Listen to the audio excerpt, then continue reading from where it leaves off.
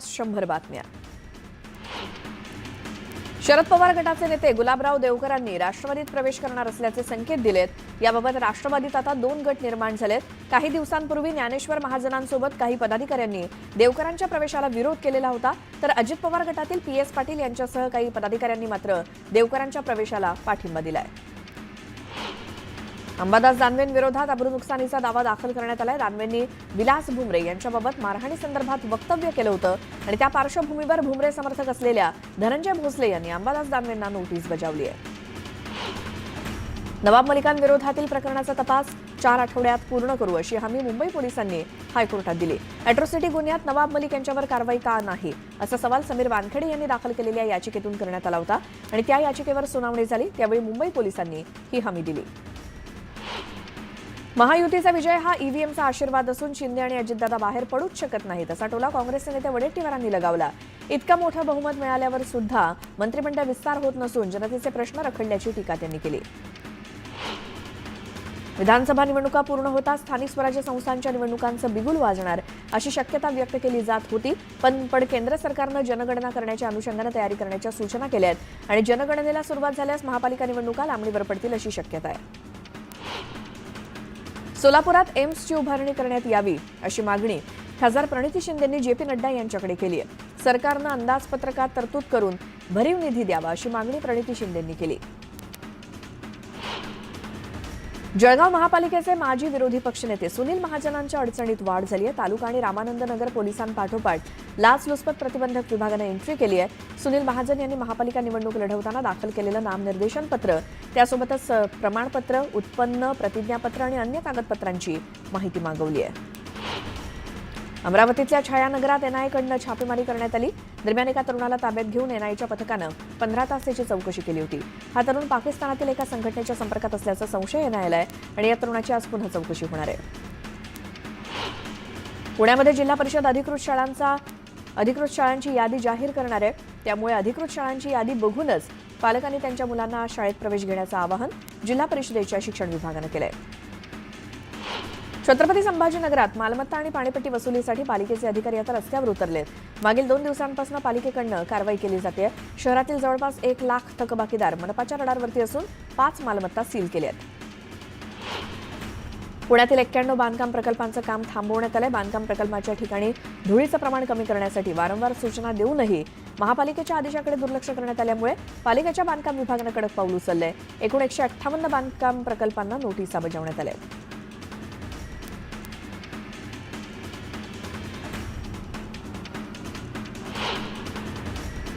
नाशिक शहरातील कारंजा इथे यशवंत मंडईची पडझड झालेली इमारत अद्यापही जमीनदोस्त झालेली नाही। इमारतीतील एकूण 40 गाळेधारकांनी तब्बल 7.5 कोटी रुपये थकवले असल्याची माहिती मिळाली आहे आणि थकीत भाडं अदा न करणाऱ्या व्यावसायिकांच्या मालमत्तेवरती बोजा चढवण्याचा निर्णय महापालिका प्रशासनाने घेतलाय। पुणे विमानतळावरती उड्डाण योजनेअंतर्गत 2024 मध्ये पुण्यातून 12 ठिकाणी नवीन विमानसेवा सुरू करण्यात आल्या आहेत। त्यामुळे प्रवाशांना देशांतर्गत प्रवास सोयीचा झालाय। वर्षभरात तब्बल 1180 उड्डाणं झाल्याची नोंद आहे। मुंबई शहर आणि उपनगरामध्ये कोल्हापूरवासियांची संख्या मोठ्या प्रमाणात आहे। याचा विचार करून मुंबई ते कोल्हापूर सह्याद्री एक्सप्रेस आणि मुंबई ते कोल्हापूर वंदे भारत एक्सप्रेस सुरू करावी अशी मागणी केली जाते। ठाणेकरांच्या सुरक्षिततेसाठी पालिकेनं विविध माध्यमातून शहरामध्ये 1730हून अधिक CCTV कॅमेरे बसवलेत, परंतु आता कॅमेऱ्यांची निगा आणि देखभाल करणं पालिकेला शक्य नसल्यामुळे मार्च महिन्यात 300 कॅमेरे बंद पडलेत। पुण्यामध्ये तरुण चक्क पोलिसांच्या टोईंग व्हॅनला लटकल्याचा व्हिडिओ व्हायरल होतोय। वाघोली परिसरात नो पार्किंग झोनमध्ये तरुणानं त्याची दुचाकी पार्क केली होती आणि वाहतूक पोलिसांच्या टोईंग व्हॅननं कारवाई करत असताना हा तरुण स्वतः टोईंग व्हॅनला लटकताना दिसला। मुंबईच्या विविध भागामध्ये जलवाहिन्या वारंवार फुटत असल्यामुळे लाखो लिटर पाणी वाया जात आहे आणि त्यामुळे मुंबईकरांना पाणी टंचाईचा सामना करावा लागतोय।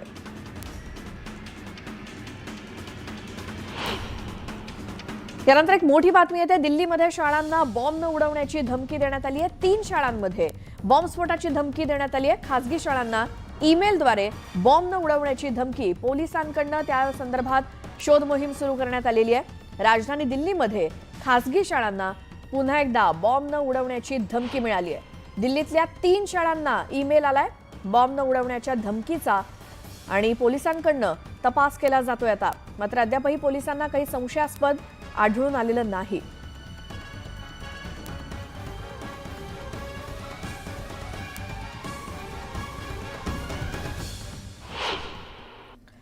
गेल्या 3 ते 4 दिवसांपासून जिल्ह्यामध्ये थंडीचं प्रमाण वाढलं असलं तरी कडाक्याच्या थंडीमुळे केळी बागांवरती करपासदृश रोगाची लक्षणं दिसू लागली आहेत. थंडीतील करपा आणि चरका रोगांमुळे केळी बागांचं मोठं नुकसान होत आहे. त्यामुळे केळी उत्पादकांचं मोठ्या प्रमाणात आर्थिक नुकसान होत आहे. एरंडोल तालुक्यामध्ये मक्याच्या पिकाच्या क्षेत्रामध्ये मोठी वाढ झाली आहे. 21,185 हेक्टर क्षेत्रावरती रबीची पिकं घेण्यात आली आहेत आणि गेल्या वर्षीपेक्षा यावर्षी मका पिकाचं क्षेत्र 3,000 हेक्टरनं वाढलंय. त्यामुळे शेतकऱ्यांमध्ये आनंदाचं वातावरण आहे. नैसर्गिक आपत्ती नुकसान भरपाई पोटी शेतकऱ्यांनी 4 लाख अर्जांद्वारे कांद्याचा विमा काढला होता. त्यापैकी 2.25 लाख अर्ज पडताळणीमध्ये अपात्र ठरलेत. 96,000 कांदा पिकाचा विमा बनावट असल्याचं आढळलंय आणि हे बनावट अर्ज अपात्र ठरवल्यामुळे सरकारचे 70 कोटी रुपये वाचले. नाशिक जिल्ह्यात गेल्या 6 महिन्यांपासून भाव खाणारा उन्हाळी कांदा जवळपास संपलाय. त्यामुळे नवीन लाल कांद्याची आवक दररोज मोठ्या प्रमाणात होत असल्यामुळे दरात घसरण होते. तर लाल कांद्याची आवक वाढल्यामुळे निर्यात शुल्क रद्द केल्यास परदेशात भारतीय कांद्याला चांगली मागणी मिळू शकते अशी अपेक्षा शेतकऱ्यांना आहे. सूर्यफूल, करडई, तिळाच्या पिकांकडे शेतकऱ्यांनी पाठ फिरवल्याचं समोर आलंय. त्यामुळे आता तब्बल 7,000 हेक्टरवरील रब्बी पेरा आणि तेलबिया पिकांचं क्षेत्र घटलंय. खाद्यतेलाच्या भावामध्ये तेजी कायम आहे. सामान्य नागरिकांना भाजीच्या फोडणीला महागाईची झळ बसते. मागील काही महिन्यांपासून खाद्यतेलाच्या दरामध्ये मोठी वाढ झाली आहे. राज्यामध्ये अतिवृष्टी आणि पूर परिस्थिती निर्माण झाल्यामुळे शेतकऱ्यांच्या पिकांचं अतोनात नुकसान झालं होतं. त्यामुळे राज्य सरकारनं जून ते ऑक्टोबर दरम्यान नुकसान झालेल्या शेतकऱ्यांना 2,920 कोटी 57 लाखांचा निधी मंजूर केलाय. बनावट शेतकऱ्यांना पीक विम्यासोबतच कृषी विभागाच्या अन्य योजनांसाठी पुढच्या 5 वर्षांसाठी बंदी घालावी असा प्रस्ताव कृषी आयुक्तालयानं राज्य सरकारला पाठवलाय. तसंच संबंधितांवरती फौजदारी गुन्हे दाखल करावेत अशा सूचना करण्यात आल्या आहेत. नोव्हेंबर महिन्यात किरकोळ महागाईचा दर कमी झाला. मागच्या महिन्यात किरकोळ महागाई दर 5.48% होता. तर ऑक्टोबरमध्ये 14 महिन्यांच्या उच्चांकी पातळीवर महागाई पोहोचली होती. मुंबई महानगर परिसरामध्ये परवडणाऱ्या घरांच्या विक्रीमध्ये गेल्या काही महिन्यांमध्ये झालेली घट, यामागे या घरांच्या वाढलेल्या किमती हे एक कारण आहे. आणि मुंबई महानगरातील घरांच्या किमतीमध्ये गेल्या 5 वर्षात तब्बल 55% वाढ झाली आहे. म्हाडाकडनं पुणे मंडळातील घरांच्या विक्रीसाठी ऑक्टोबर महिन्यामध्ये लॉटरी जाहीर करण्यात आली होती आणि या लॉटरीसाठी अर्ज करण्याची शेवटची तारीख 12 नोव्हेंबर होती. मात्र त्याला आता मुदतवाढ देण्यात आली असून 31 डिसेंबरपर्यंत अर्ज करता येणार आहे. गरीब आणि मध्यमवर्गीयांना हक्काचं घर मिळावं यासाठी पीएम आवास योजनेअंतर्गत केंद्र सरकारनं पहिल्या टप्प्यात 6 लाख घरं बांधण्यासाठी तत्वता मान्यता दिली आहे. पंतप्रधान आवास योजनेच्या दुसऱ्या टप्प्यामध्ये 5 वर्षात शहरात 1 कोटी घरं उभी राहणार आहेत. सीबीएसई पॅटर्ननुसार आता राज्य सरकार देखील शाळांच्या शैक्षणिक वर्षाची सुरुवात 1 एप्रिलपासून करण्याच्या तयारीत आहेत. एरवी 13 जूनला भरणारी शाळा आता नव्या शैक्षणिक वर्षापासून 1 एप्रिलला भरवण्याचा निर्णय सुकाणू समितीनं घेतलाय. हे मोठे निर्णय जरी घेतले असले तरी शासन आदेशानंतरच त्याची अंमलबजावणी होणार आहे. बंगालच्या उपसागरामध्ये तयार झालेल्या कमी दाबाच्या क्षेत्रामुळे राज्यात पुन्हा ढगाळ वातावरण निर्माण होण्याची शक्यता आहे. परिणामी सध्या राज्यभरात असलेली थंडी कमी होणार आहे. सांगली, सोलापूर, धाराशिव या जिल्ह्यामध्ये ढगाळ वातावरण जास्त काळ राहण्याची शक्यता आहे. मुंबईच्या तापमानात घट झालेली असताना शहराच्या प्रदूषणात वाढ झाली आहे. शहराच्या अनेक भागातल्या हवेचा दर्जा वाईट श्रेणीत नोंदवण्यात आलाय. कुलाबा आणि कांदिवली इथे वाईट हवेची नोंद झाली आहे, तर इतर भागातील हवा देखील मध्यम श्रेणीत आहे. इन्फ्लुएन्झामुळे होणाऱ्या मृत्यूचं प्रमाण कमी करण्यासाठी आरोग्य यंत्रणा विविध पातळ्यांवरती प्रयत्न करते. मात्र यंदा 1 जानेवारी ते 10 डिसेंबरपर्यंत या कालावधीत 71 जणांना जीव गमवावा लागलाय. मस्जिद बंदर रेल्वे स्थानकापासून काही अंतरावरती असलेल्या जुन्या कर्नाक पुलाचं बांधकाम सुरू असून हा पूल जून 2025 पर्यंत सुरू होईल. 5 जून 2025 पर्यंत कर्नाक पूल वाहतुकीसाठी खुला करण्याचं उद्दिष्ट मुंबई महानगरपालिका प्रशासनानं ठेवलंय. पिंपरी चिंचवड महानगरपालिकेनं शहरातील हवा प्रदूषणाचा सामना करण्यासाठी ग्रेडेड रिस्पॉन्स ॲक्शन प्लॅन प्रकल्पाची सुरुवात केली आणि या अंतर्गत अत्यंत प्रदूषण करणारे उद्योग बंद केले जाणार आहेत. मुंबईतील डेब्रिज ऑन कॉल या सेवेची मागणी नोंदवण्यासाठी पालिकेनं मुंबईसाठी टोल फ्री क्रमांक उपलब्ध करून दिलाय. लवकरच माय बीएमसी मोबाईल ॲपच्या माध्यमातून 24 तास ऑनलाईन पर्याय सुद्धा कार्यान्वित होणार आहे. विनापरवानगी झाडं कापल्यामुळे महाविद्यालयाच्या प्राचार्याविरोधात गुन्हा दाखल झालाय. 31 जुलै रोजी ओंकारनगरमधील कलोडे महाविद्यालयात हेरिटेज आणि नॉन हेरिटेज झाडं तोडण्यात आली होती.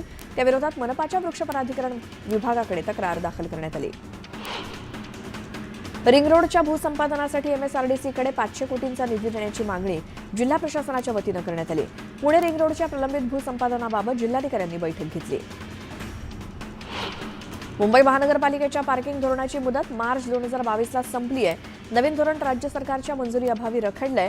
त्यामुळे पार्किंगच्या जागा निश्चितीसोबतच मुंबईतल्या पार्किंगच्या नियोजनाला खीळ बसल्याचं आता दिसतंय. मुंबईमध्ये पुन्हा एकदा रेल्वे स्थानक परिसर फेरीवाला मुक्त झालेला बघायला मिळणार आहे. सध्या सुरू असलेली कारवाई पुढे कायम ठेवावी असे निर्देश मुंबई उच्च न्यायालयाने दिलेत. कोस्टल रोडचं 95% काम पूर्ण झालं असून येत्या जानेवारीच्या पहिल्या आठवड्यापर्यंत अंतिम टप्पा सेवेत आणण्याचा प्रयत्न आहे. यात अनेक ठिकाणी आंतरबदल मार्गिका देण्यात आल्यामुळे प्रवाशांना वळसा न घालता इच्छित ठिकाणी पोहोचता येणार आहे. मुंबई आयआयटी मार्फत ठाण्याच्या वाहतूक आराखड्याची फेर आखणी करण्याचा निर्णय ठाणे महापालिका आयुक्त सौरभ राव यांनी घेतलाय. बस गाड्यांची वाढलेली वाहतूक आणि घनकचऱ्याची वाहतूक, बांधकामातील राडारोड्याची वाहतूक, त्यामुळे वाहतुकीवर येणारा ताण याचा सविस्तर अभ्यास केला जाणार आहे. मुंबई सीएसएमटी ते करमाळी या कोकण रेल्वेच्या गाड्यांना 3 ठिकाणी अतिरिक्त थांबा देण्याचा निर्णय कोकण रेल्वेने घेतलाय. प्रवाशांच्या मागणीमुळे हा निर्णय घेतला असून आता मुंबईहून जाताना आणि करमाळीहून येताना वीर, वैभववाडी रोड आणि सावंतवाडी या 3 ठिकाणी प्रवाशांना ट्रेनमध्ये चढणं आणि उतरणं शक्य होणार आहे. मुंबई पॅसेंजर रिझर्वेशन सिस्टम ही प्रवासी आरक्षण प्रणाली पीएनआर कॉम्प्रेशनसाठी शनिवारी रात्री 11:45 ते रविवारी पहाटे 4:44 बंद असणार आहे. या कालावधीत पीआरएस सेवा, कोचिंग रिफंड सेवा उपलब्ध होणार नाही. एसटीतर्फे शालेय सहलींसाठी 50% सवलत दिली जाते. त्यानुसार ठाणे जिल्ह्यातील एसटीच्या 8 आगारांमधनं शालेय सहलींसाठी बस देण्यात येते. त्यातून एसटीच्या ठाणे विभागाला गेल्या 8 महिन्यामध्ये 6,33,350 रुपयांचं उत्पन्न मिळालंय. कुर्ल्यातील बस अपघाताची बेस्ट प्रशासनानं गंभीर दखल घेतली आहे. भाडेतत्वावरील ड्रायव्हरची सरप्राईज ब्रेथ अॅनालायझर टेस्ट केली जाणार आहे. याबाबत तातडीनं कार्यवाही करण्यात येणार असल्याचं सांगितलं गेलंय. बेस्टमध्ये भाडेतत्वावर बस घेणं बंद करा. याबाबत 16 डिसेंबरपासून ठोस निर्णय घ्या, अन्यथा शिवसेनेच्या वतीनं जोरदार आंदोलन केलं जाईल असा इशारा बेस्ट कामगार सेनेकडून देण्यात आलाय. परभणीतील घटनेच्या निषेधार्थ धाराशिव जिल्ह्यातील कळंब शहरामध्ये बंद पुकारण्यात आलाय. याला व्यापाऱ्यांसोबतच नागरिकांनी उत्स्फूर्त प्रतिसाद दिला. हॉटेल व्यावसायिक सतीश वाघ हत्या प्रकरणात 4 आरोपींना अटक करण्यात आली आहे. या आरोपींना 20 डिसेंबरपर्यंत पोलीस कोठडीत ठेवण्याचे आदेश वानवडे इथल्या प्रथम वर्ग न्यायदंडाधिकारी न्यायालयानं दिलेत. तर भाडेकरूनच 5 लाख रुपयांची सुपारी देऊन खून केल्याचं तपासात उघडकीस आलंय. आसामवरून मुंबईला जाणारे सुपारीचे ट्रक देवरीतून गायब झाले. ट्रकमध्ये 52,36,000ची 35 टन सुपारी होती. या प्रकरणी देवरी पोलिसांनी गुन्हा नोंद केलाय. पुण्यातल्या कोथरूडमध्ये एका बांधकाम साईटवरती लोखंडी साहित्य घेऊन आलेला ट्रक चेंबरमध्ये अडकला. ट्रकला बाहेर काढण्यासाठी क्रेन लावण्यात आल्याची माहिती चालकानं दिली. खोपोलीमध्ये पुण्याहून मुंबईला जाताना एका ट्रक चालकानं अज्ञात वाहनाला मागून धडक दिल्यामुळे अपघात झाला. या अपघातात केबिनमध्ये अडकलेल्या ट्रक चालकाची स्थानिक रेस्क्यू टीमकडून सुटका करण्यात आली. रत्नागिरी शहरातील मारुती मंदिर परिसरात भारत पेट्रोलियम टँकरच्या टायरला आग लागल्यामुळे एकच खळबळ माजली. मोठ्या दुर्घटनेपूर्वी अग्निशमन दलाकडून आगीवर नियंत्रण मिळवण्यात आलं. आंबेगाव तालुक्यातील कळंब गावाच्या हद्दीमध्ये एसटी बस आणि दुचाकीच्या धडकेमध्ये दुचाकीस्वाराचा मृत्यू झाला. यात दुचाकीचा चक्काचूर झाला आणि अपघातानंतर एसटी चालकानं घटनास्थळावरून पळ काढला. गेल्या वर्षभरात पोलीस आणि महसूल विभागानं संयुक्तिक केलेल्या प्रतिबंधात्मक कारवाईचा जळगावचा आलेख विभागात अव्वल ठरलाय. 8,820 जणांवरती प्रतिबंधात्मक कारवाई करण्यात आली. कोकण रेल्वे प्रवाशांचा प्रवास गैरसोयीचा होतो. कोकण रेल्वेवरती दुहेरीकरण करण्याची चर्चा होत होती. कोकण रेल्वे मार्गावरती दुहेरीकरणाचा कोणताही प्रस्ताव नसल्याची माहिती अधिकाऱ्यांना स्पष्ट झाली आहे. पुणे सोलापूर महामार्गावरती ट्रक चालकाची लूटमार करणाऱ्या 6 जणांच्या टोळीला दौंड पोलिसांनी जामखेडच्या कला केंद्रातून अटक केली. जामखेडमधील कला केंद्रात लुटलेले पैसे उडवत असताना दौंड पोलिसांनी सापळा रचून आरोपींना अटक केली. पनवेल बदलापूर प्रवास आता 10 मिनिटात होणार आहे. बदलापूर ते पनवेल असा 4.25 किलोमीटर अंतराच्या बोगद्याचं काम पूर्ण झाल्यामुळे मुंबईला येण्यासाठीचा प्रवास आता सुखकर होणार आहे. तसंच मुंबईसाठी बदलापूरकरांना जवळपास 40 मिनिटात येता येणार आहे. मुंबई महानगरपालिका क्षेत्राच्या तुलनेत विरार आणि पनवेल या परिसरातील घरांच्या किमती वेगानं वाढत आहेत. विरार ते पनवेल इथल्या प्रति चौरस फूट किमतीमध्ये 58% वाढ झाली आहे. मेट्रो, सागरी सेतू इत्यादी पायाभूत सुविधांमुळे महानगर क्षेत्रातील घरांना आता मोठी मागणी वाढलेली आहे. महाराष्ट्र लोकसेवा आयोगाच्या वतीनं 25 डिसेंबर म्हणजेच ख्रिसमसच्या दिवशी एमपीएससीचा पेपर ठेवण्यात आलाय. त्यामुळे विद्यार्थी वर्गातून विरोधाचा सूर आहे. नवीन वर्षामध्ये लाडक्या बहिणींसाठी सरकारनं भाऊबीजेच्या दिवशी सुट्टी जाहीर केली. त्यामुळे दिवाळीची सलग 3 दिवस सुट्टी मिळणार आहे. सायन रेल्वे पूल पाडून नवा पूल उभारण्याचं काम सुरू आहे. या पुलाला जोडणाऱ्या रस्त्याची उंची पुलाशी सुसंगत करण्यात येणार आहे. नरेश माने चौक येथून येणारी वाहतूक तात्पुरत्या स्वरूपात बंद करून ती अन्य मार्गाने वळवण्यात आली आहे. 5.5 महिन्यांसाठी तात्पुरती वाहतूक व्यवस्था करण्यात आली आहे. नाशिकमध्ये नव्या वर्षात 10 ठिकाणी चार्जिंग स्टेशन सुरू होणार आहे. एन कॅप अंतर्गत हाती घेतलेल्या 29 चार्जिंग स्टेशनचं काम अंतिम टप्प्यात आलंय. हवेची गुणवत्ता सुधारण्यासाठी केंद्र सरकारकडून 87 कोटींचा निधी प्राप्त झालाय. नाशिकच्या HAL कंपनीला सुखोई विमान निर्मितीचे 13,500 कोटींचं कंत्राट मिळालंय. सरकारच्या आत्मनिर्भर भारत या उपक्रमाला चालना देणारा करार संरक्षण मंत्रालयानं MS हिंदुस्तान एरोनॉटिक्स लिमिटेड सोबत केलाय. पुणे पालिकेच्या अखत्यारीतील नाट्यगृहांमध्ये आता मराठी चित्रपटांचं प्रदर्शन होणार आहे. या संदर्भात कलाकारांनी केलेल्या मागणीला पालिका प्रशासनानं सकारात्मक प्रतिसाद दिला. श्री दत्त जयंती निमित्तानं बारामती ते श्री क्षेत्र नारायणपूर पायी दिंडीचं आयोजन करण्यात आलंय.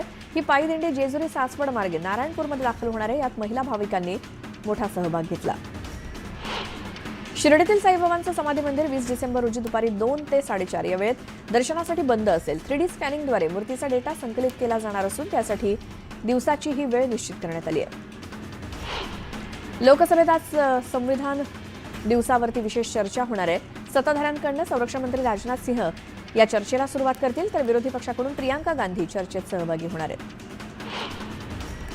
पंतप्रधान नरेंद्र मोदी आज प्रयागराजचा दौरा करणार आहेत. कुंभमेळ्यासाठी ते 5,500 कोटींची भेट देणार आहेत. राज्यात अपघातांची संख्या वाढतेच आहे. ज्यावेळी मी आंतरराष्ट्रीय परिषदांमध्ये सहभागी होण्यासाठी जातो त्यावेळी तिथे रस्ते अपघातांचा विषय आला की मी माझं तोंड लपवण्याचा प्रयत्न करतो, असं नितीन गडकरी म्हणाले. मंदिर किंवा मशिदीवरती दावा करणारे कोणतेही नवे खटले देशभरातील कोर्टाने दाखल करून घेऊ नयेत, असे आदेश सुप्रीम कोर्टाने दिलेत. या प्रकरणी दाखल याचिकांवरती केंद्र सरकारनं उत्तर सादर केल्यानंतर संबंधित पक्षांना उत्तर दाखल करण्यासाठी 4 आठवड्यांचा वेळ देण्यात आलाय. दिल्लीतील वायू प्रदूषण प्रकरणी सुप्रीम कोर्टामध्ये आज सुनावणी होणार आहे. या आधीच्या सुनावणीमध्ये कोर्टानं ग्रॅप 4 हटवण्याचे निर्देश दिले. दिल्ली सरकारनं महिला सन्मान योजना लॉन्च केली. त्यानुसार महिलांना महिन्याला 1,000 रुपये मिळणार आहेत. 18 वर्षांहून अधिक वय असलेल्या महिलांना ही सन्मान राशी मिळणार आहे. शंभू बॉर्डरवरती ठाण मांडून बसलेले शेतकरी पुन्हा एकदा दिल्लीकडे कूच करणार आहेत. शेतकऱ्यांचा मोर्चा 14 डिसेंबरला दिल्लीकडे कूच करणार आहे असं सांगितलं जात आहे. शेतकरी नेते जगजित सिंह यांनी यासाठी देशवासियांचा पाठिंबा मागितलाय. तामिळनाडूच्या दिंडीगुलमध्ये खासगी रुग्णालयाला भीषण आग लागली. यात 7 जणांचा मृत्यू झालाय, 20 जण जखमी झालेत. बिहारच्या गयामध्ये कुख्यात नक्षलवादी कमलेश प्रसादला अटक करण्यात आली. त्याच्यावर 2 पोलीस कर्मचाऱ्यांच्या हत्येचा आरोप आहे. छत्तीसगडच्या दंतेवाडा इथे झालेल्या चकमकीत 7 नक्षलवाद्यांना कंठस्नान घालण्यात सुरक्षा दलाला यश आलंय. या परिसरातून मोठ्या प्रमाणात शस्त्रसाठा जप्त करण्यात आला. हरियाणातल्या पानिपत इथे दिवसाढवळ्या एका कमिशन एजंटवरती गोळीबार करण्यात आला. यानंतर जखमी अवस्थेत त्याला रुग्णालयात दाखल करण्यात आलं. शिमल्यामध्ये हिंदू संघटनांकडून निदर्शनं करण्यात आली. यात बांगलादेशात हिंदूंवरती झालेल्या अत्याचाराच्या घटनेचा निषेध करण्यात आला. मथुरामध्ये दारूच्या नशेत पतीनं पत्नीची कुऱ्हाडीनं वार करत हत्या केली. या प्रकरणी आरोपीला पोलिसांनी बेड्या ठोकल्यात. हरियाणामध्ये एका लग्नात झालेल्या गोळीबारात एका मुलीचा मृत्यू झाला. तिची आई देखील गोळीबारात जखमी झाली आहे. यूपीच्या बहराईचमध्ये वर्गात एका विद्यार्थ्यानं शिक्षकावरती चाकून हल्ला केला. संपूर्ण घटना सीसीटीव्हीत कैद झाली आहे. पोलिसांनी आरोपी विद्यार्थ्याला अटक केली आहे. उत्तर प्रदेशच्या बरेलीमध्ये एका तरुणाला दगडानं वार करून हत्या करण्याचा प्रयत्न करण्यात आला. या प्रकरणी पोलिसांनी दोघांना अटक केली आहे. गुजरातमधील म्हैसागरमध्ये किरकोळ वादातनं 2 गटात हाणामारी झाली. यात अनेक जण जखमी झालेत. उत्तर प्रदेशातील एटा शहरामध्ये लग्नादरम्यान वधूवराच्या कुटुंबियांमध्ये जोरदार वाद झाला. नवविवाहित वधूला सासरी नेण्यावरनं गदारोळ झाला. गुजरातमधील भरूचमध्ये भर दिवसात चोरीची घटना समोर आली. हा सगळा प्रकार सीसीटीव्हीत कैद झाला असून काही मिनिटातच चोरट्यानं दुचाकी पळवून नेली. गुजरातच्या वलसाड इथल्या एका शाळेला आग लागल्यामुळे परिसरात भीतीचं वातावरण होतं. सुदैवाने यात कोणतीही जीवितहानी झालेली नाही. गुजरातमधल्या पालनपूर येथील शाळेमध्ये मध्यान्ह भोजन बनवताना कुकरचा स्फोट झाला. या अपघातामध्ये 2 जण जखमी झालेत. उत्तर प्रदेशच्या बलरामपुरात हत्तीच्या कळपानं घरांवरती हल्ला केला. या हल्ल्यामध्ये अनेक घरांचं नुकसान झालंय. उत्तर प्रदेशातील महोबा इथे शेतात काम करणाऱ्या महिलेवरती नरभक्षक कोल्ह्यानं हल्ला केला. महिलेनं आरडाओरडा केल्यानंतर ग्रामस्थांनी धाव घेऊन महिलेचा जीव वाचवला. शिमल्यामध्ये होणारी बर्फवृष्टी जीवघेणी ठरली आहे. घराच्या अंगणामध्ये बर्फावरून घसरून एका महिलेचा जागीच मृत्यू झाला. न्यूयॉर्कच्या मिशिगनमध्ये तुफान बर्फवृष्टी झाली, त्यामुळे अनेक भागात आणीबाणी जाहीर करण्यात आली आहे.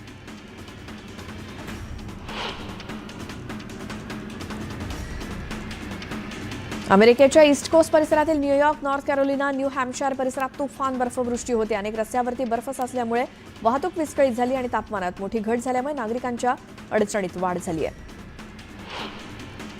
अमेरिकेच्या न्यूयॉर्क, न्यू जर्सी परिसरामध्ये होणाऱ्या तुफान बर्फवृष्टीमुळे इथे स्कीइंगसाठी गर्दी होतीये. वर्मॉन्ट इथल्या रिसॉर्टमध्ये स्कीइंग करण्यासाठी अनेक जण गर्दी करतायत. अमेरिकेतल्या कॅलिफोर्नियातील मलिबू भागात वणव्यामुळे अनेक घरं आगीच्या भक्ष्यस्थानी पडली आहेत. जवळपास 20,000 नागरिकांना सुरक्षित ठिकाणी स्थलांतरित करण्यात आलंय. 1,500पेक्षा जास्त अग्निशमन कर्मचारी आगीवर नियंत्रण प्रस्थापित करण्याचा प्रयत्न करत आहेत. अमेरिकेतल्या कॅलिफोर्निया भागातील मलिबू इथल्या वणव्यानं रौद्र रूप धारण केलंय. जवळपास 8,000पेक्षा जास्त घरांना वणव्याची झळ बसली आहे. 2,000 नागरिकांची घरं आगीच्या भक्ष्यस्थानी पडली आहेत. वारा वेगानं वाहत असल्यामुळे आगीवर नियंत्रण मिळवताना अग्निशमन दलाला अडचणी येत आहेत.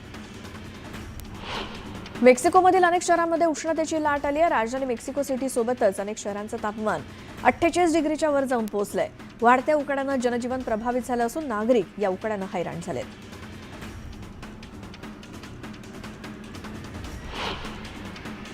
यानंतर एक मोठी बातमी आहे ती बघूयात. राज्य मंत्रिमंडळाचा फॉर्म्युला फायनल झाल्याची माहिती मिळतेय. तर राज्य मंत्रिमंडळाचा फॉर्म्युला फायनल झाला असल्याचं कळतंय. काय आहे हा फॉर्म्युला? तर मंत्र्यांच्या नावावरती शिक्कामोर्तब झाल्याची माहिती सूत्रांकडून मिळाली आहे. मुख्यमंत्र्यांच्या दिल्ली दौऱ्यानंतर हे शिक्कामोर्तब झालंय. मुख्यमंत्री देवेंद्र फडणवीस आणि अमित शहा यांची दिल्लीमध्ये भेट झाली आणि उद्या महायुती मंत्रिमंडळाचा विस्तार देखील होणार असल्याची शक्यता आहे असं बोललं जात आहे. सूत्रांकडून माहिती मिळाली आहे.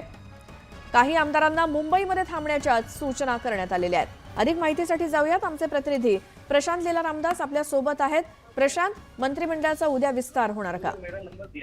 मंत्रिमंडळाच्या विस्ताराचे वारे वाहायला लागलेले आहे. उद्या मंत्रिमंडळाचा विस्तार होईल अशा प्रकारची माहिती विश्वसनीय सूत्रांनी दिलेली आहे. महत्वाचं म्हणजे जर बघितलं ज्या पद्धतीनं माहिती मिळते, साधारणतः सर्व जे संभाव्य मंत्री आहेत त्या संभाव्य मंत्र्यांना मुंबईत थांबण्याच्या सूचना करण्यात आलेल्या आहे. सोबतच ज्या पद्धतीनं माहिती मिळते की या संपूर्ण कार्यक्रमामध्ये साधारणतः या संपूर्ण मंत्रिमंडळ विस्तारामध्ये गेले दोन दिवस देवेंद्र फडणवीस आणि अजित पवार दिल्लीत होते. त्यांनी आपापल्या मंत्रालयाच्या संदर्भातील जे खातेनिहाय वाटप आहे त्या संदर्भात दोघी समाधानी आहे. एकनाथ शिंदे देखील समाधानी झाले अशा प्रकारची माहिती पुढे आली आहे. त्यामुळे आता मंत्रिमंडळ विस्ताराचा मार्ग मोकळा झाला असंच म्हणावं लागेल. बरोबर आहे प्रशांत, धन्यवाद या सगळ्या माहितीसाठी. तर ह्या होत्या आतापर्यंतच्या सगळ्या सविस्तर घडामोडी आणि आपण वेगवान स्वरूपातल्या देखील काही बातम्या बघितल्या. यानंतरच्या बुलेटिनमध्ये दिल्लीपासून महाराष्ट्रापर्यंतचे सगळे अपडेट आपण घेणार आहोतच. मंत्रिमंडळ विस्तारासंदर्भात काय काय बातम्या येत आहेत, कोणाला कोणतं मंत्रिपद मिळणार, काय आहे फॉर्म्युला, याची देखील माहिती आपण घेणार आहोतच. यानंतरच्या बुलेटिनमध्ये आपण 25 मिनिटात 50 बातम्या बघणार आहोत. मात्र त्याआधी एक नजर टाकूयात महत्त्वाच्या बातम्यांवर.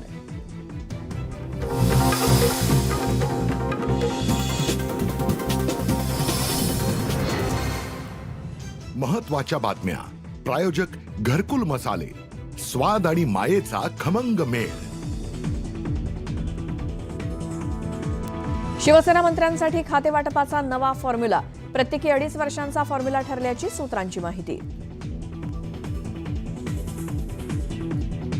विधानसभेनंतर मुंबई महानगरपालिकेच्या निवडणुकीसाठी महायुती सज्ज. निवडणुका महायुती नक्कीच जिंकणार. तयारीला लागण्याचे उपमुख्यमंत्री एकनाथ शिंदेंचे आदेश.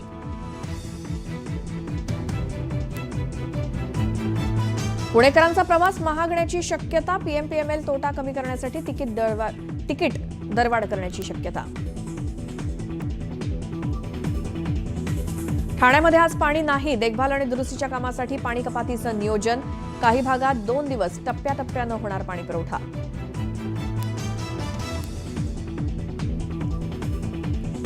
बंगालच्या उपसागरात तयार झालेल्या कमी दाबाच्या क्षेत्रामुळे राज्यात पुन्हा ढगाळ वातावरण निर्माण होण्याची शक्यता. पुन्हा कमाल आणि किमान तापमानात वाढ होण्याची शक्यता.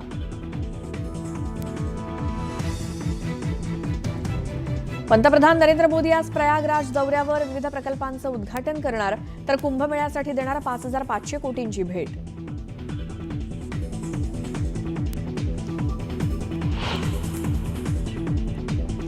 तमिळनाडूच्या दिंडीगुलमध्ये खासगी रुग्णालयाला भीषण आग. 7 जणांचा मृत्यू तर 20 जण जखमी.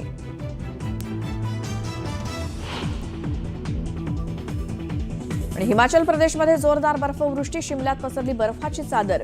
रस्ते, झाडं आणि घरांवरती बर्फाचे थर जमा.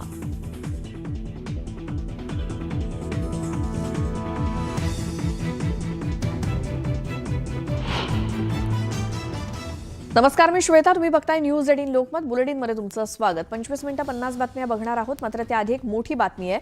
उद्या शपथविधी होण्याची शक्यता असल्यामुळे धोक्यात असलेल्या आमदारांची सध्या मोर्चे बांधणी सुरू असल्याची माहिती मिळते. उद्या शपथविधी आहे, त्यामुळे मंत्रिपदासाठी लॉबिंग गेल्या काही दिवसांपासून सुरू आहे. धोक्यात असलेल्या आमदारांची मोर्चे बांधणी सुरू आहे. वळसे पाटील, मुश्रीफ हे देवगिरीवरती दाखल झालेले आहेत. मंत्रिपदासाठी आमदारांची आता धावाधाव सुरू झाली आहे, कारण उद्या मंत्रिमंडळ विस्तार होणार आहे आणि कुणाला मिळणार मंत्रिपद, कुणाला मंत्रिपदाची लॉटरी लागणार याचा निर्णय होईल. आणि त्याआधी आजच्या दिवशी आता आमदारांची धावाधाव सुरू झाली आहे आपल्या नेत्यांची भेट घेण्यासाठी. आमच्या प्रतिनिधी प्रणाली कापसे आपल्या सोबत आहेत. प्रणाली, मंत्रिपदासाठी आता आमदारांची धावाधाव सुरू झाली आहे, काय माहिती? आपल्याला माहिती आहे की सध्या मंत्रिमंडळ विस्ताराला घेऊन गेले काही दिवस वेगवेगळ्या चर्चा केल्या जात आहेत. त्याचबरोबर दिल्ली वाऱ्या सुद्धा होताना आपण बघितलेल्या आहेत. भाजपच्या वरिष्ठांनी स्पष्ट केलेलं आहे की जुन्या काही लोकांना यावेळेला थोडी विश्रांती देऊन नव्या चेहऱ्यांना कुठेतरी संधी दिली गेली पाहिजे, कारण येणाऱ्या काळामध्ये नवीन नेतृत्व हे पुढे आलं पाहिजे आणि त्यासाठी त्यांच्यावर आतापासून जबाबदारी टाकली गेली पाहिजे. या दृष्टीने जर आपण बघितलं तर राष्ट्रवादी काँग्रेस पक्षातले जे वरिष्ठ नेते आहेत किंवा ज्यांचं वय जास्ती आहे अशा नेत्यांना यावेळेला संधी दिली जाऊ नये, तर नवीन चेहरे पुढे केले जावे अशी जोरदार चर्चा आहे. त्यामुळे हसन मुश्रीफ असतील किंवा दिलीप वळसे पाटील असतील, छगन भुजबळ असतील, हे नेते जे आहेत हे डेंजर झोनमध्ये असल्याचं कळतंय. आणि त्यामुळे आपण जर बघितलं तर गेले काही दिवस सातत्यानं छगन भुजबळ हे अजितदादा पवार यांच्या भेटीगाठी घेत आहेत. तर आज दिलीप वळसे पाटील आणि त्याचबरोबर हसन मुश्रीफ हे सुद्धा देवगिरी या बंगल्यावर अजित पवारांचे जे शासकीय निवासस्थान आहे या ठिकाणी ते दाखल झालेले आपल्याला बघायला मिळत आहेत. आज दुपारपर्यंत संपूर्ण मंत्रिमंडळाच्या ज्या याद्या आहेत त्या फायनल झालेल्या असतील, कारण उद्या हा शपथविधी होणं अपेक्षित आहे आणि त्यासाठी आज सगळ्या तयारी कराव्या लागणार आहे. आणि त्या दृष्टीनं आपलं यादीत नाव आहे किंवा नाही याची चाचपणी करण्यासाठी किंवा नसेल तर आपली वर्णी लागावी यासाठी मनधरणी करण्यासाठी हे सगळे नेते जे आहेत ते अजित पवारांच्या भेटीला गेल्याचं कळतंय. प्रणाली, धन्यवाद या सगळ्या माहितीसाठी. आणि आता पाहूयात 25 मिनिटं 50 बातम्या. पुणे विमानतळावरती उड्डाण योजनेअंतर्गत 2024 मध्ये पुण्यातून 12 ठिकाणी नवीन विमानसेवा सुरू करण्यात आल्या. त्यामुळे प्रवाशांना देशांतर्गत प्रवास सोयीचा झालाय आणि वर्षभरात तब्बल 1180 उड्डाणं झाल्याची नोंद करण्यात आली आहे. पुण्यातील 91 बांधकाम प्रकल्पांचं काम थांबवण्यात आलंय. बांधकाम प्रकल्पाच्या ठिकाणी धुळीचं प्रमाण कमी करण्यासाठी वारंवार सूचना देऊन सुद्धा महापालिकेच्या आदेशाकडे दुर्लक्ष करण्यात आल्यामुळे पालिकेच्या बांधकाम विभागानं कडक पाऊल उचललंय. एकूण 158 बांधकाम प्रकल्पांना नोटिसा देण्यात आल्या. पुण्यामध्ये जिल्हा परिषद अधिकृत शाळांची यादी जाहीर केली जाणार आहे. त्यामुळे अधिकृत शाळांची यादी बघूनच पालकांनी त्यांच्या मुलांना शाळेत प्रवेश घेण्याचं आवाहन जिल्हा परिषदेच्या शिक्षण विभागानं केलंय. मुंबईच्या तापमानामध्ये घट झालेली असताना शहराच्या प्रदूषणात देखील वाढ झाली आहे. शहराच्या अनेक भागातल्या हवेचा दर्जा व्हाईट श्रेणीमध्ये नोंदवण्यात आलाय. कुलाबा आणि कांदिवली इथे हवेची व्हाईट अशी नोंद झाली आहे, तर इतर भागातील हवा देखील मध्यम श्रेणीमध्ये नोंदवली गेली आहे. मुंबईतील डेब्रिज ऑन कॉल या सेवेची मागणी नोंदवण्यासाठी पालिकेनं मुंबईसाठी टोल फ्री क्रमांक उपलब्ध केलाय. लवकरच माय बीएमसी मोबाईल ॲपच्या माध्यमातून 24 तास ऑनलाईन पर्याय कार्यान्वित होणार आहे. मुंबईच्या विविध भागामध्ये जलवाहिन्या वारंवार फुटत असल्यामुळे लाखो लिटर पाणी वाया चाललंय. त्यामुळे मुंबईकरांना पाणी टंचाईचा सामना करावा लागतोय. इन्फ्लुएन्झामुळे होणाऱ्या मृत्यूचं प्रमाण कमी करण्यासाठी आरोग्य यंत्रणा विविध पातळ्यांवरती प्रयत्न करते. मात्र यंदा 1 जानेवारी ते 10 डिसेंबर पर्यंत या कालावधीत 71 जणांना जीव गमवावा लागलाय. विनापरवानगी झाडं कापल्यामुळे महाविद्यालयाच्या प्राचार्याविरोधात गुन्हा दाखल झालाय. 31 जुलै रोजी ओंकारनगरमधील कलोडे महाविद्यालयात हेरिटेज आणि नॉन हेरिटेज झाडं तोडण्यात आली होती. या विरोधात मनपाच्या वृक्ष प्राधिकरण विभागानं तक्रार करण्यात आली होती. ठाण्यात पाणी पुरवठा आज बंद ठेवण्यात येणार आहे. स्टेम प्राधिकरणाकडून जलवाहिनी दुरुस्तीचे काम हाती घेण्यात आले. त्यामुळे पाणी पुरवठा बंद ठेवला गेलाय. मुंबईमध्ये पुन्हा एकदा रेल्वे स्थानक परिसर फेरीवाला मुक्त झालेला बघायला मिळणार आहे. सध्या सुरू असलेली कारवाई यापुढे सुद्धा कायम ठेवावी असे निर्देश मुंबई उच्च न्यायालयानं दिलेत. सायन रेल्वे पूल पाडून नवा पूल उभारण्याचं काम सुरू आहे. या पुलाला जोडणाऱ्या रस्त्याची उंची पुलाशी सुसंगत करण्यात येणार आहे. नरेश माने चौक येथून येणारी वाहतूक तात्पुरत्या स्वरूपात बंद करून ती अन्य मार्गाने वळवण्यात आली आहे. 5.5 महिन्यांसाठी तात्पुरती वाहतूक व्यवस्था करण्यात आली आहे. मुंबई महानगरपालिकेच्या पार्किंग धोरणाची मुदत मार्च 2022ला संपलेली आहे. नवीन धोरण राज्य सरकारच्या मंजुरी अभावी रखडलंय. त्यामुळे पार्किंगच्या जागा निश्चितीसोबतच मुंबईतील पार्किंगच्या नियोजनाला खीळ बसल्याचं स्पष्ट झालंय. एसटीतर्फे शालेय सहलींसाठी 50% सवलत दिली जाते. त्यानुसार ठाणे जिल्ह्यातील एसटीच्या 8 आगारातनं शालेय सहलींसाठी बस दिली जाते. यातून एसटीच्या ठाणे विभागाला गेल्या 8 महिन्यात 6,33,350 रुपयांचं उत्पन्न मिळालंय. पुणे महानगरपालिकेच्या अखत्यारीतील नाट्यगृहांमध्ये आता मराठी चित्रपटांचं प्रदर्शन होणार आहे. या संदर्भात कलाकारांनी केलेल्या मागणीला पालिका प्रशासनानं सकारात्मक प्रतिसाद दिलाय. पिंपरी चिंचवड महानगरपालिकेनं शहरातील हवा प्रदूषणाचा सामना करण्यासाठी ग्रेडेड रिस्पॉन्स ॲक्शन प्लॅन प्रकल्पाची सुरुवात केली. या अंतर्गत अत्यंत प्रदूषण करणारे उद्योग बंद केले जाणार आहेत. रिंग रोडच्या भूसंपादनासाठी एमएसआरडीसीकडे 500 कोटींचा निधी देण्याची मागणी जिल्हा प्रशासनाच्या वतीनं करण्यात आली. पुणे रिंग रोडच्या प्रलंबित भूसंपादनाबाबत जिल्हाधिकाऱ्यांनी ही बैठक घेतली. ठाणेकरांच्या सुरक्षिततेसाठी पालिकेनं विविध माध्यमातून शहरामध्ये 1730हून अधिक सीसीटीव्ही कॅमेरे बसवलेत. परंतु त्या कॅमेऱ्यांची निगा आणि देखभाल करणं पालिकेला शक्य नसल्यामुळे मार्च महिन्यात 300 कॅमेरे बंद पडलेत. गरीब आणि मध्यमवर्गीयांना हक्काचं घर मिळावं यासाठी पीएम आवास योजनेअंतर्गत केंद्र सरकारनं पहिल्या टप्प्यामध्ये 6 लाख घरं बांधण्यासाठी तत्वता मान्यता दिली आहे. पंतप्रधान आवास योजनेच्या दुसऱ्या टप्प्यामध्ये 5 वर्षात शहरामध्ये 1 कोटी घरं उभी करणार आहेत. मुंबई महानगर परिसरामध्ये परवडणाऱ्या घरांच्या विक्रीमध्ये गेल्या काही महिन्यामध्ये झालेली घट, यामागे या घरांच्या वाढलेल्या किमती हे कारण आहे. मुंबई महानगरातील घरांच्या किमतीमध्ये गेल्या 5 वर्षामध्ये तब्बल 55% वाढ झाली आहे. म्हाडाकडून पुणे मंडळातील घरांच्या विक्रीसाठी ऑक्टोबर महिन्यामध्ये लॉटरी जाहीर केली होती. या लॉटरीसाठी अर्ज करण्याची शेवटची तारीख 12 नोव्हेंबर होती. मात्र याला आता मुदतवाढ देण्यात आली असून 31 डिसेंबरपर्यंत अर्ज करता येणार आहे. मुंबई महानगरपालिका क्षेत्राच्या तुलनेमध्ये विरार आणि पनवेल या परिसरातील घरांच्या किमती वेगानं वाढत आहेत. विरार पनवेल येथील प्रति चौरस फूट किमतीमध्ये 58% वाढ झाली आहे. मेट्रो आणि सागरी सेतू इत्यादी पायाभूत सुविधांमुळे महानगर क्षेत्रातील घरांना आता मोठी मागणी वाढली आहे. मुंबई शहर आणि उपनगरामध्ये कोल्हापूरवासियांची संख्या मोठ्या प्रमाणात आहे आणि याचाच विचार करून मुंबई ते कोल्हापूर सह्याद्री एक्सप्रेस आणि मुंबई ते कोल्हापूर वंदे भारत ट्रेन सुरू करावी अशी मागणी होती. पीएमपीएमएलचा तोटा 706 कोटींवरती जाऊन पोहोचलाय. हा तोटा कमी करण्यासाठी पीएमपीएमएल भाडेवाढ करण्याच्या तयारीत आहे. मात्र पीएमपी प्रवासी संघानं या भाडेवाढीला तीव्र विरोध केलाय. कोस्टल रोडचा 95% काम पूर्ण झालं असून येते जानेवारीच्या पहिल्या आठवड्यापर्यंत अंतिम टप्पा सेवेत आणण्याचा प्रयत्न आहे. यात अनेक ठिकाणी आंतरबदल मार्गिका देण्यात आल्यामुळे प्रवाशांना वळसा न घालता इच्छित ठिकाणी पोहोचता येणार आहे. पनवेल ते बदलापूर प्रवास आता 10 मिनिटात होणार आहे. बदलापूर ते पनवेल असा 4.25 किलोमीटर अंतराच्या बोगद्याचं काम पूर्ण झाल्यामुळे मुंबईला येण्यासाठीचा प्रवास आता सुखकर होणार आहे.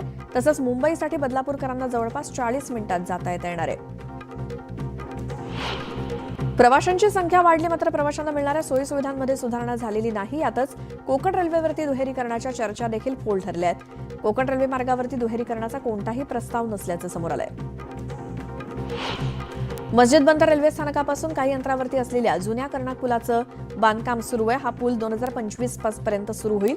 5 जून 2025 पर्यंत कर्नाक पूल वाहतुकीसाठी खुला करण्याचं उद्दिष्ट मुंबई महानगरपालिका प्रशासनानं ठेवलंय. नाताळच्या सुट्ट्यांचा कालावधीतील गर्दी आणि प्रवाशांची मागणी लक्षात घेऊन मध्य आणि कोकण रेल्वे प्रशासनानं अतिरिक्त रेल्वे गाड्या चालवण्याचा निर्णय घेतलाय। मुंबई ते करमाळी, कोचुवेली आणि पुणे ते करमाळी दरम्यान 48 विशेष रेल्वे गाड्या धावतील।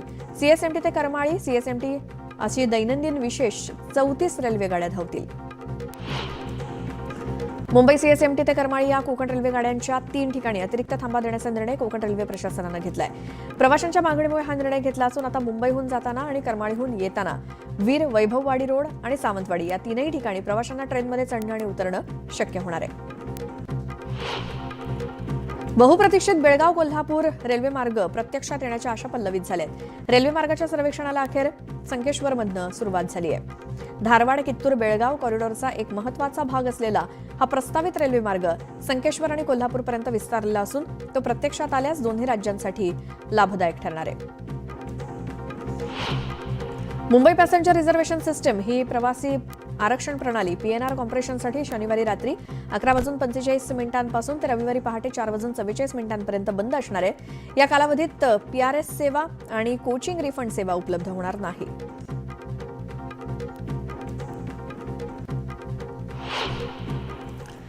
यानंतर एक मोठी बातमी येते ती बघूयात। एखाद दुसरा अपवाद वगळता मंत्रिमंडळातील खाती ही जैसे थेच राहणार असल्याची माहिती मिळतेय। मंत्रिमंडळातली खाती ही जैसे थेच राहणार अशी माहिती सूत्रांकडून मिळतेय। 22, 12 आणि 9 अशा फॉर्म्युलावरती आता शिक्कामोर्तब झालेला आहे। भाजपला 18 कॅबिनेट आणि 5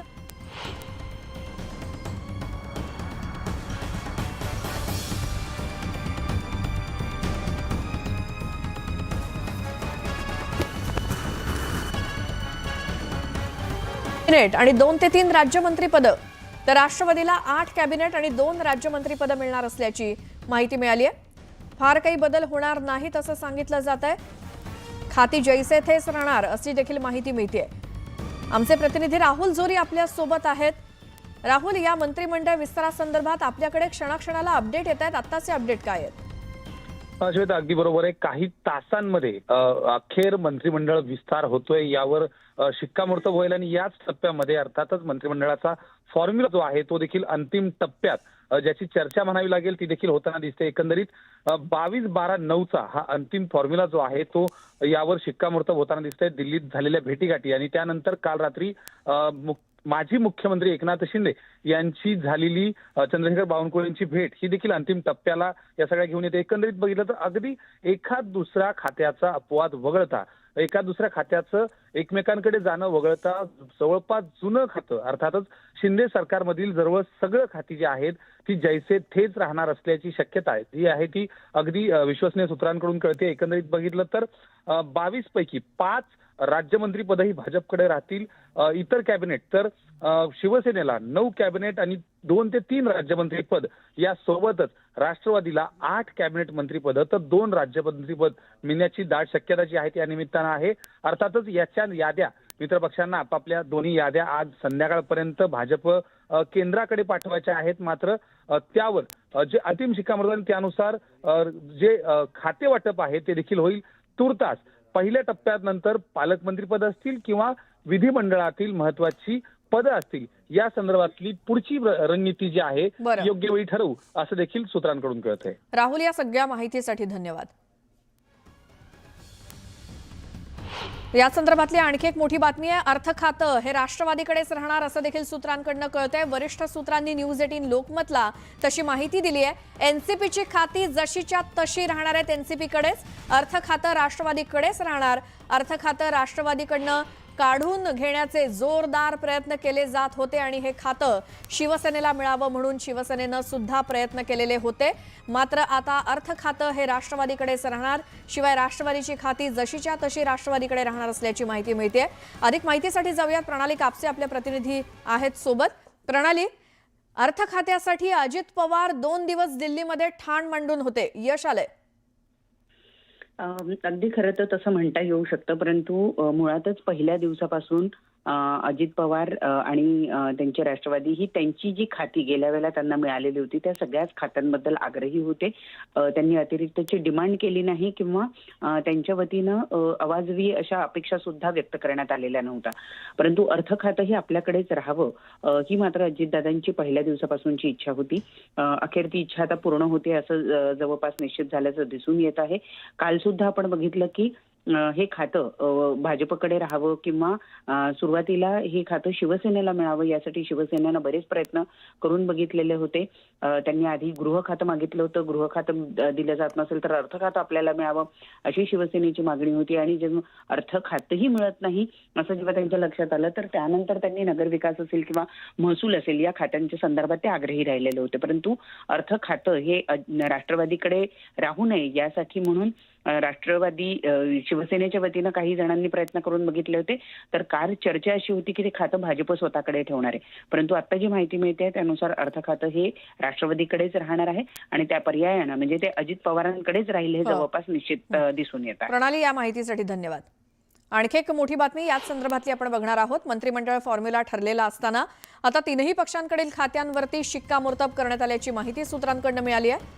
यामध्ये भाजपकडे गृह, महसूल, जलसंपदा, ऊर्जा, सार्वजनिक बांधकाम, उच्च आणि तंत्र शिक्षण, आदिवासी विकास, गृहनिर्माण, ग्रामीण विकास, पर्यटन, वन खातं, सांस्कृतिक कार्य मंत्री तसंच कौशल्य विकास, विधी आणि न्याय ही खाती भाजपकडे राहणार असल्याची माहिती मिळते. तर शिवसेनेकडे नगर विकास, सामाजिक न्याय, सार्वजनिक आरोग्य, उद्योग, उत्पादन शुल्क, परिवहन, पाणी पुरवठा, स्वच्छता, जलसंपदा, पणन आणि शालेय शिक्षण ही खाती शिवसेनेकडे. तर राष्ट्रवादीकडे अर्थ, सहकार, कृषी, अन्न आणि नागरी पुरवठा, वैद्यकीय शिक्षण, महिला आणि बालकल्याण, अन्न आणि औषध प्रशासन, क्रीडा आणि युवक कल्याण, मदत आणि पुनर्वसन अशी खाती राष्ट्रवादी काँग्रेसकडे राहण्याची शक्यता आहे. मंत्रिमंडळाचा हा फॉर्म्युला ठरलेला आहे. अधिक माहितीसाठी जाऊयात. आमचे प्रतिनिधी प्रशांत लीला रामदास दिल्लीतनं आहेत आपल्या सोबत. प्रशांत, काय माहिती? भारतीय जनता पक्षाच्या एका ज्येष्ठ नेत्याने दिलेल्या माहितीनुसार 2 दिवस जर बघितलं तर देवेंद्र फडणवीस दिल्लीत होते. त्यानंतर यामध्ये जर बघितलं तर खात्यासंदर्भात अंतिम निर्णय घेण्यात आलेला आहे. आणि ज्या पद्धतीने आपण उल्लेख केला, गृह आणि महसूल हे जे प्रमुख 5 खात्यांपैकी जे 2 महत्त्वाची खाते आहे, हे दोन्ही महत्त्वाची खाती जी आहे ही साधारणतः भारतीय जनता पक्षाकडे राहील. जलसंपदा राहील, ऊर्जा राहील, सार्वजनिक बांधकाम राहील, याशिवाय गृहनिर्माण, ग्रामीण विकास यासारखे आपण ज्याचा उल्लेख केला ते सर्व महत्त्वाची खाती राहतील.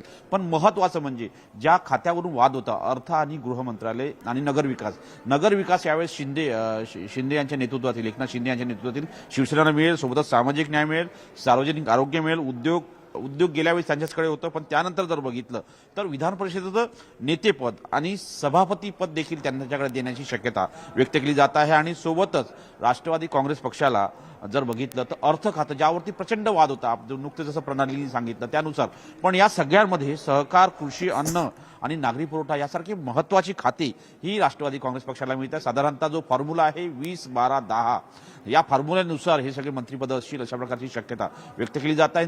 आणि महत्त्वाचं म्हणजे उद्याच या संदर्भात मंत्रिमंडळाचा शपथविधी होईल अशा प्रकारचे स्पष्ट संकेत प्राप्त झालेले आहेत. सगळ्या माहितीसाठी धन्यवाद. आणि आपण मंत्रिमंडळ विस्तारासंदर्भातले अपडेट हे वेळोवेळी क्षणोक्षणी न्यूज 18 लोकमतवरती घेत राहणारच आहोत. तुर्तास एक छोटासा ब्रेक घेऊन आपण लगेचच परत येऊयात इतर घडामोडी पाहण्यासाठी.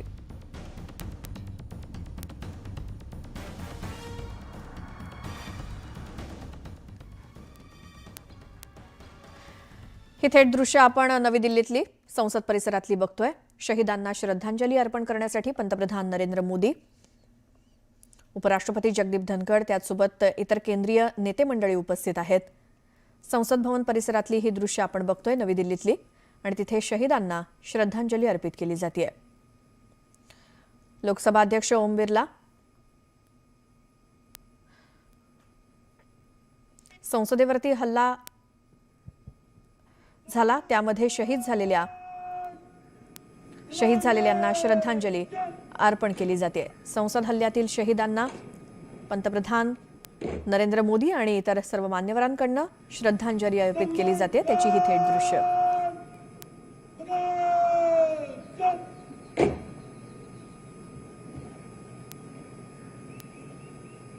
अब सभी गणमान्य अतिथि अमर शहीदों के सम्मान में पुष्पांजलि अर्पित करेंगे।